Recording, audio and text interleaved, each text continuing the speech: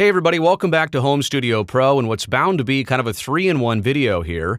A conversation, a demonstration, and sort of a review of the software TeleScroll by the company Prompter People. Now they're widely known for making high-quality teleprompter hardware, but in this case, obviously we're talking about the software that drives it. But I've got to come clean here at the start of all this. I'm not actually even using their hardware.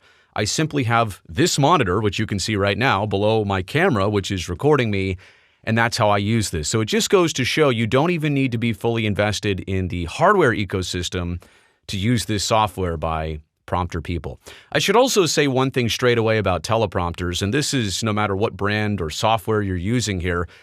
Teleprompters will help the average person be a lot more efficient in their delivery because you're simply reading words and you don't have to do multiple takes usually. But if you're really trying to come across natural and naturally speaking, you need a lot of practice on a teleprompter. It's going to take quite some time to get comfortable to it, to get used to it, to make it look right now like I'm just talking to you when in fact, you might actually be reading off the screen. So going back to the TeleScroll software, here's my pros. I'll get to some cons. They're not even really cons. And then I'll do a little bit of a demonstration here. The first pro is that the software is robust. It's professional grade. I've been using it on my Mac Mini here in the home studio. It's tremendous. It never crashes. It's reliable, simple to use, very simple to understand. There's also multiple ways to control the actual prompter, like the speed of it, rewind, fast forward, skip to different bookmarks and chapters. You can do it via an app on your phone. You can do it via hotkeys. I also really like the fact that you can control the prompter software, like speeding it up, slowing it down, and forward and reverse, all of that with the actual scroll wheel of your mouse. So you already have the hardware that you'd want and you'd need to properly control this software. And it's so like low key here. I could be controlling the prompter, off camera here a little bit to the bottom of the screen, and you wouldn't even know it that that's what I'm doing here is controlling the prompter. So very much appreciated that there's multiple ways to control the actual speed of the teleprompter. There's a built-in editor, so you don't need to go fumble through a text editing program or different Word documents. I mean, you can copy and paste right into the editor, make your changes there. You can send it around. You can save those files. So it's all very much intuitive and simple to understand.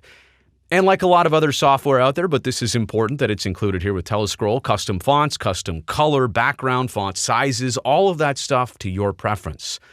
Let's be honest, like I said before, you want to be comfortable here in your delivery, and a big part of that is having it appear what's most comfortable to you. And it's not the same for everybody, so customization is huge for a presenter. You also have the ability to flip and rotate your text, which is critical, right? Because if I'm going to show you right now, put it up here on the screen, if I'm going to show you what's on my screen right now, I'm reading it normally off the screen, but in a teleprompter sense, if you needed it to be reversed or flipped because of the way that the monitor was oriented, you could do all that with the software alone. You don't need to have your monitor or have some hardware do it. The software takes care of everything, so that is obviously very much appreciated here that it's built in. Now, let's talk about the cost. I say $249 as a pro here, which does sound expensive, right? For any piece of software, it's a significant investment. But let me say this. Other options you might find out there are typically subscription-based.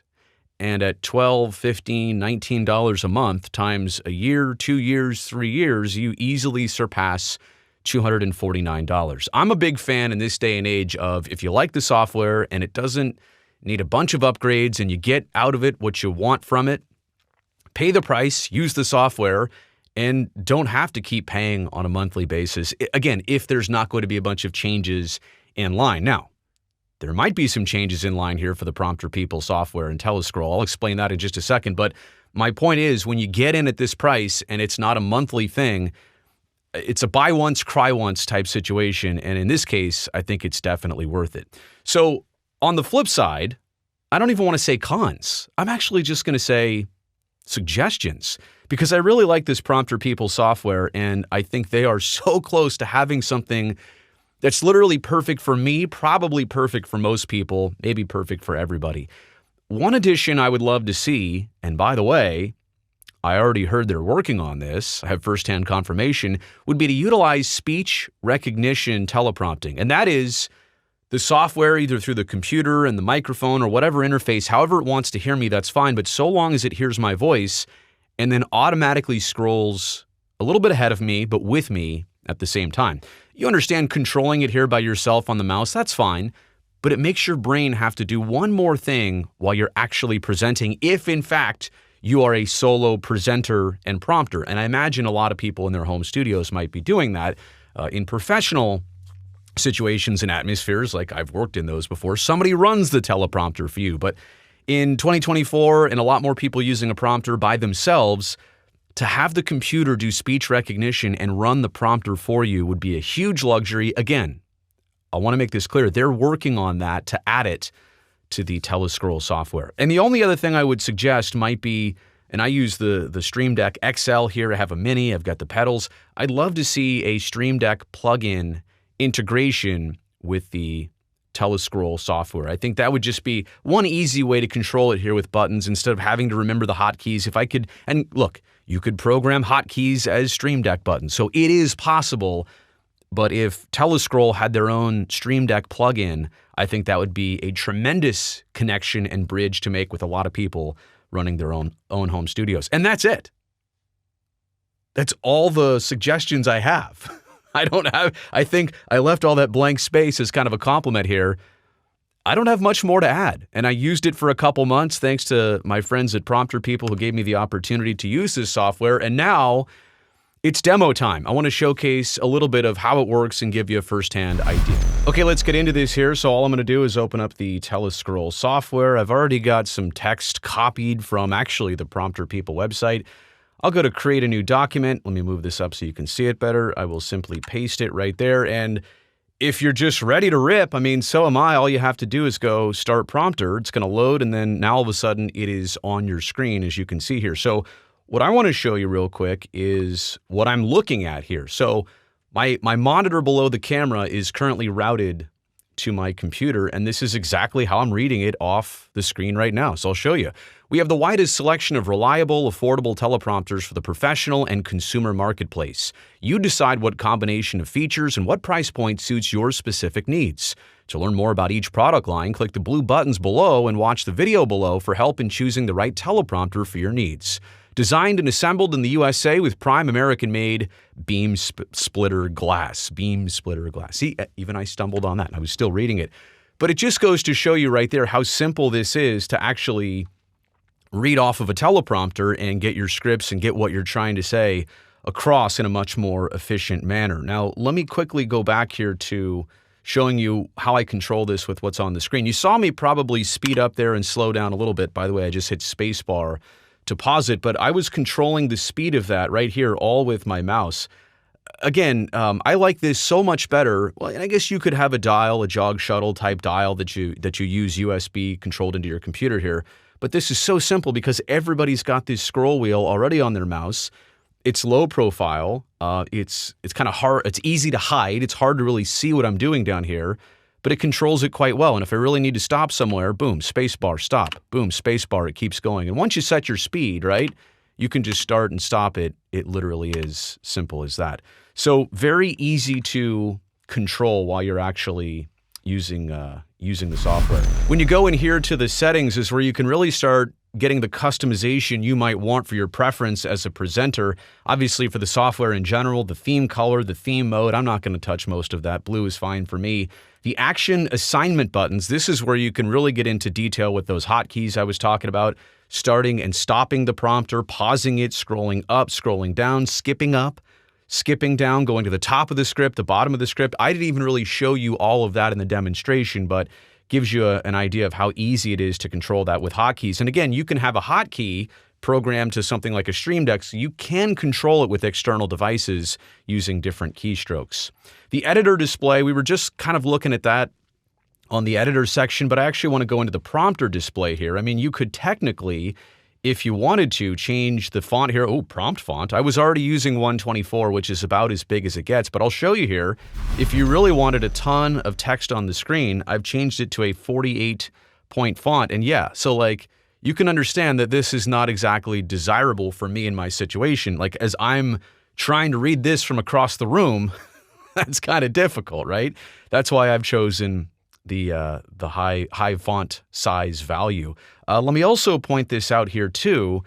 It's got a nice arrow, which I can customize. I'll show you how to do that. I put it in green. It kind of keeps you at pace. Like this is the portion of the screen where the arrow is at that you actually want to be reading off of. You don't want to be reading off the top of the prompter or the bottom of the prompter. Otherwise, you may not be able to catch up, or it might surpass you, and then you have to figure out where you're at. Okay, I've changed the font back to Roboto and 128 points because I need to be able to see it from across the room. Yeah, you can change the text color. You can change the background color. Look, I'm somebody who's used to reading white text on a black background, but if you wanted something different, you could easily do that. The font height, you can actually change that. Let's go see what it looks like if I change it to 3.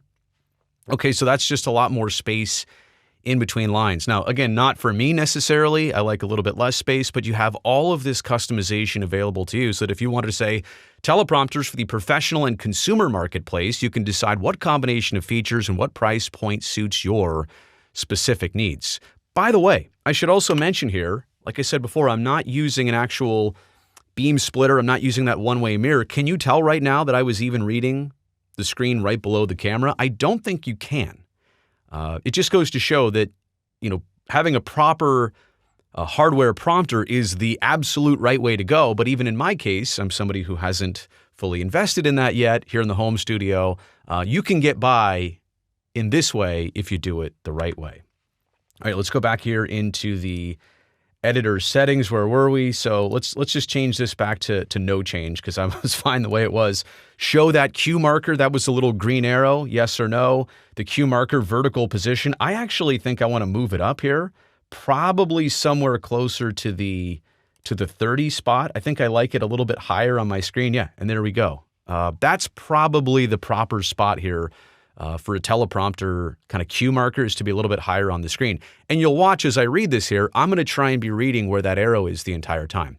We have the widest selection of reliable, affordable teleprompters for the professional and consumer marketplace. You decide what combination of features and what price point suits your specific needs. To learn more about each product line, click the blue buttons below. Okay, you can see there the sample of how I was trying to keep my reading right at the arrow there. And again, reading off a prompter takes practice. It can help anybody, but it's not necessarily for everybody at first. I'll come back here into just the settings, and I'm just, again, walking you through all the stuff you can do here. You can change the Q marker size. Yeah, maybe I'll make it a little bit bigger. You can have it be an arrow, a double arrow. I actually think I might like that more. The color, we can show a progress percentage indicator. That's the indicator type here. You can do a speed indicator, show the direction. All that stuff is customizable. And then again, what initial speed, or do you want to start it paused? Actually, you know what? I'm going to turn that on. I would prefer to start this up and have it be paused before I start reading anything. That's pretty much it in terms of the settings here. You can also do a remote control over this from a different computer on the same network. Again, it's almost limitless of how you can control this software, but it's just prompting software. It doesn't need to be overly difficult. And in fact, this one is not. You can see right here, I'm using version 1.3.3, build 17. So if you're watching this in the future and there's a new version, this is where I'm at here and now. But again, this is the software. This is what it does. I won't really get into the fact that you can make multiple scripts here per project. And that is kind of nice, right? To be able to have, a page here.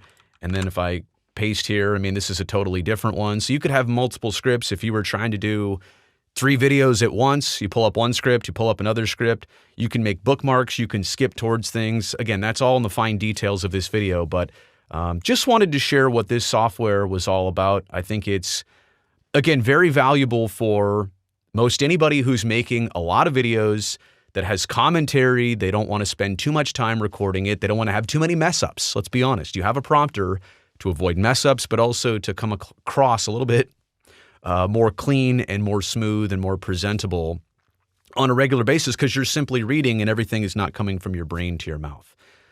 So again, TeleScroll by Prompter People, highly recommended. Maybe someday I'll use it with the Prompter People hardware as well too. Can't wait to check some of that out, hopefully when the time comes. But as for now, highly recommend the TeleScroll software. Thanks for watching. Thumbs up down below. Don't forget to subscribe to Home Studio Pro. I will look forward to seeing you next time.